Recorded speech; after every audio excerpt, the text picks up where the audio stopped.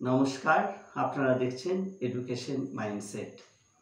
এখন আমাদের সমাজটি যত নিউক্লিয়ার ফ্যামিলিতে পরিণত হচ্ছে বা সংখ্যা বাড়ছে, ততই আমাদের সন্তানদের বাইরে বেরোনোর প্রবণতাটা অত্যন্ত কমে যাচ্ছে। তাতে কি হচ্ছে, তাদের খেলাধুলার যে একটি সময় সেইটা তারা দিতে পারছে না।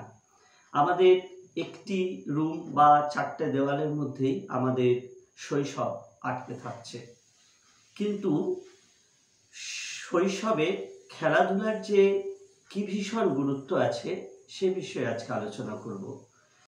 শিশুর মানসিক বিকাশ শুধু বই পড়া বা পরীক্ষার প্রস্তুতিতে সীমাবদ্ধ নয়। খেলাধুলা শিশুর মস্তিষ্ক, মন ও আবেগ সবকিছুর উপর গভীর প্রভাব ফেলে। বিভিন্ন আন্তর্জাতিক শিশু মনোবিজ্ঞান গবেষণায় প্রমাণিত হয়েছে যে নিয়মিত খেলা শিশুর মানসিক স্বাস্থ্যকে শক্তিশালী করে এবং তাদের জীবনের গুরুত্বপূর্ণ দক্ষতা গড়ে তোলে। যদি খেলাধুলাটা ঠিক হয়, তাহলে তার ভবিষ্যৎ জীবন যেমন অত্যন্ত সুগঠিত হয়, ঠিক তেমন পড়াশোনাটাও খুব সুন্দর হয়। আসুন দেখি যে খেলাধুলা কেন গুরুত্বপূর্ণ এবং সেটি তার ভবিষ্যৎ জীবনকে কিভাবে সুগঠিত করতে পারে। খেলাধুলা, বিশেষ করে মুক্ত খেলা বা কল্পনা নির্ভর খেলা, শিশুর কল্পনা ও সৃজনশীলতা বাড়ায়। যখন শিশুরা গল্পভিত্তিক খেলা বা অভিনয় করে, তারা নতুন নতুন পরিস্থিতি কল্পনা করে এবং সমস্যার সমাধান খুঁজে পায়। আমেরিকান একাডেমি অব পেডিয়াট্রিক্স জানিয়েছে, নিয়মিত খেলায় অংশ নেওয়া শিশুরা ভবিষ্যতে উদ্ভাবনী কাজে বেশি দক্ষ হয়।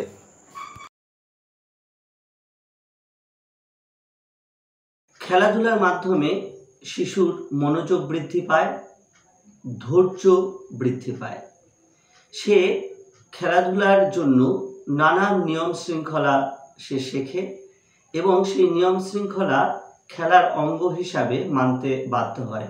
দীর্ঘক্ষণ সে কোনো কিছুর জন্য অপেক্ষা করতে পারে এবং সেই অপেক্ষার মধ্যেও দিয়ে সে অনেক কিছু নিয়ম শৃঙ্খলার মধ্যে বাঁধা পড়ে, যেটা একমাত্র খেলাধুলাতেই হতে পারে। খেলাধুলা চলাকালীন একটি নির্দিষ্ট নিয়ম মেনে চলা ও লক্ষ্য অর্জনের জন্য মনোযোগ ধরে রাখা শিশুর মানসিক স্থিতি উন্নত করে। বোর্ড গেম, পাজল বা দলীয় খেলা শিশুকে মনোযোগ ধরে রাখতে শেখায়। শিশু বিকাশ বিশেষজ্ঞ ডক্টর এরিক সিগম্যান বলেন, খেলার মাধ্যমে মস্তিষ্কের পারফরমেন্টাল কর্টেক্স সক্রিয় হয়, যা মনোযোগ নিয়ন্ত্রণ ও ধৈর্য বাড়াতে সাহায্য করে। সহযোগিতা এবং সামাজিক আচরণ শেখে। খেলাধুলার মধ্যে সে একটি দলগত ইভেন্টের মধ্যে যখনই আসে, পারস্পরিক সহযোগিতা করার একটি মানসিকতা গড়ে ওঠে, একটি ফ্রেন্ড সার্কেল তৈরি হয়।